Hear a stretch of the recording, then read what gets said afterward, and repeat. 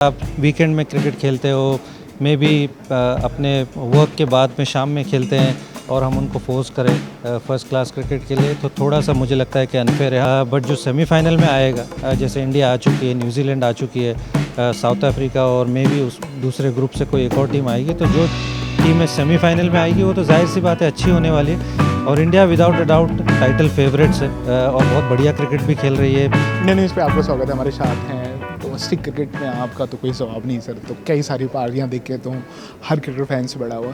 किस तरीके से इस लीग में जुड़ के कैसा लग रहा है और कितना अलग चैलेंज होगा, क्योंकि अब लीग बहुत ज़्यादा हो रही हैं और ख़ास करके फिर जितने बड़े लीग होते हैं और क्राउड से लेके नए नए एक्सपेरिमेंट चैलेंजेस होते हैं और कितनी अपॉर्चुनिटी मिलती है बाकी यंगस्टर को। आई थिंक जो लोग फर्स्ट ऑफ ऑल बहुत एक्साइटेड हुए हैं इस लीग से जुड़ते हुए।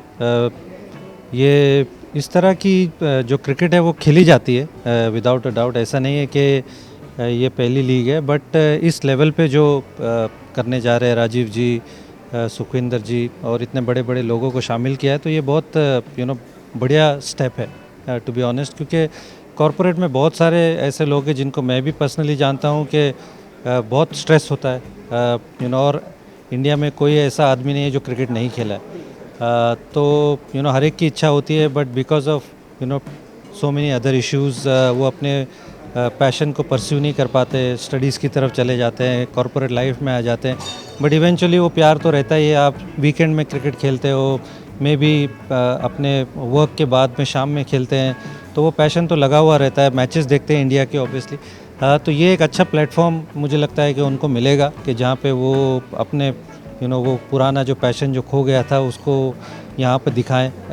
और ऑब्वियसली उसके साथ में बड़े इंसेंटिव्स है, ऑक्शन होने वाला है, बड़ा प्राइज़ मनी है, तो ये तो एडेड चीज़ है। बट जो खेलने का जो प्योर मुझे लगता है कि जॉय है वो उनको मिलने वाला है। And I think it's a great initiative. और मुझे ऐसा लगता है कि ये लंबे तक चलने वाला है। ये एक दो सीज़न का इनिशिएटिव नहीं है, ये मुझे लगता है कि काफ़ी आगे जाएगा।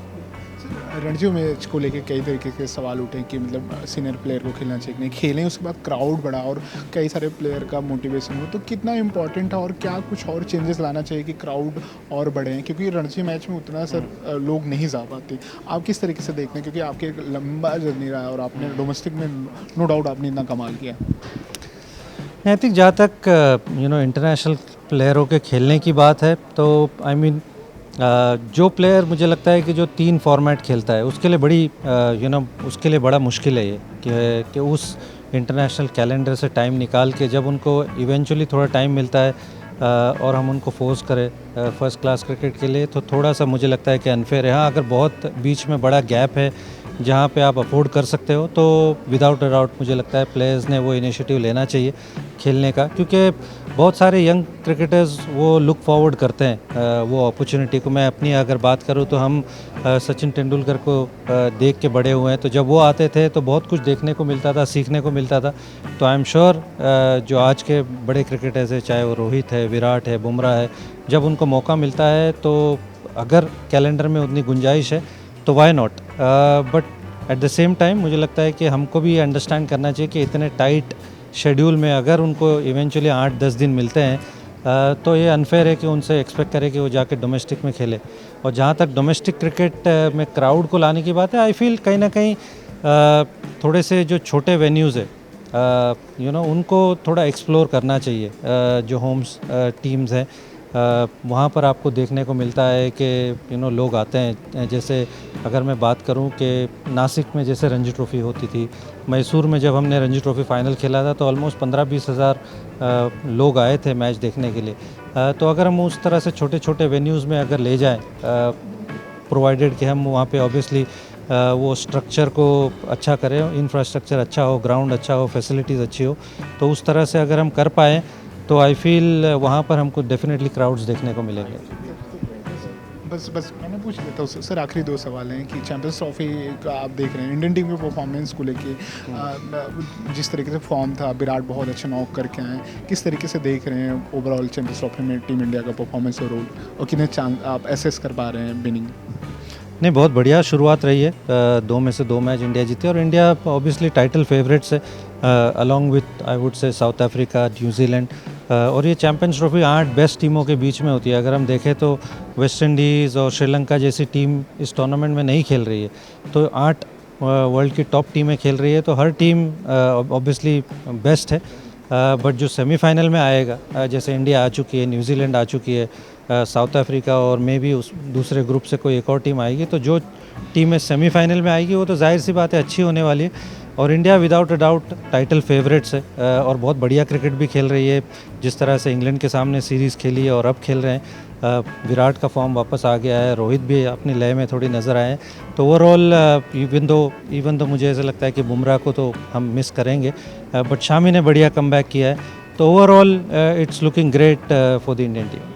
लास्ट सवाल, रोहित शर्मा के बाद इंडियन टीम को कौन किसके अंदर कैपेसिटी दिख रही है कि लीड करेगा? जैसे बुमराह हो गए, हार्दिक हो गए, सूर्य कुमार, ऐसे बहुत किसे आप देख रहे हैं? आई मीन बहुत सारे, इस अगर हम चैम्पियंस ट्रॉफी की बात करें तो शुभमन वाइस कप्तान है, तो शायद सिलेक्टर के मन में होगा कि शुभमन आगे जाके कप्तान बनेंगे। टेस्ट क्रिकेट में जसप्रीत बुमराह है, प्रोवाइडेड ऑब्वियसली वो फिट रहते हैं। उन्होंने बहुत बढ़िया तरीके से लीड किया है। ऑस्ट्रेलिया में एक टेस्ट मैच उनके अंडर हम जीते पर्थ में।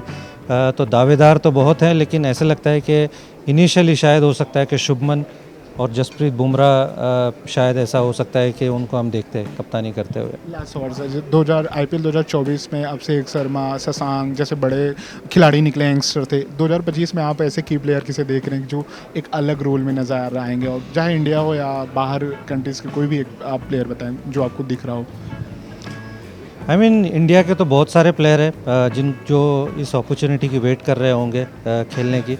तो इंडिया से तो एनीबडी एंड एवरीबडी, मुझे ऐसा लगता है कि उनके लिए तो ये आइडियल प्लेटफॉर्म है अपने आप को प्रूव करने का। और बहुत सारे यंगस्टर्स वेट करते रहते हैं कि उनको अपॉर्चुनिटी मिले।